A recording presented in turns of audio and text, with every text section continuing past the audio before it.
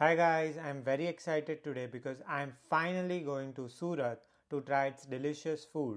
તો સવારે અમદાવાદથી વંદે ભારત લઈને હું સીધો પહોંચી ગયો સુરતમાં, જ્યાં my favorite food content creator and Surat's localite Nirali Choksi is going to take me to all her favorite street food places. Of course, first we started with Sriji Butter Locho, which was absolutely delicious. Where are we going next? Hi. So we are going to eat ટામેટાના ભજીયા લશ્કરી નુમ્મસમાં okay. જે ચટણી વાળા આવે. Cheese હશે જ ને એમાં? ના, બધામાં ચીઝ નહીં હોય. હું જ્યાં પણ જાઉં છું તે બધી ડિશિસમાં ચીઝ નથી જ હોતું.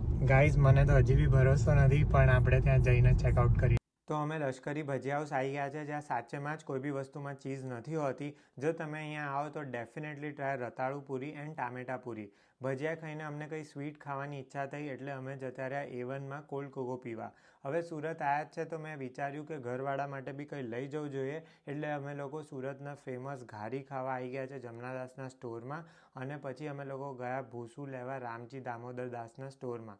પછી થોડું ચીલ કર્યું, કન્ટેન્ટ ક્રિએશનની વાતો કરી, અને પછી અમે ગયા સુરતની ફેમસ આલુપૂરી ખાવા, જે એકદમ જ યુનિક ડિશ છે. एंड फाइनली हमें लोगों ने डे नो एंड करो खावसा खावाती. नॉन गुजू लोगों में इतना ही कहना चाहता हूँ कि भाई इधर हर चीज़ में चीज़ एंड शुगर नहीं होती, तो आओ इधर बिंदास खाना खाओ और फिर बताओ कि कैसा लगा इधर का खाना.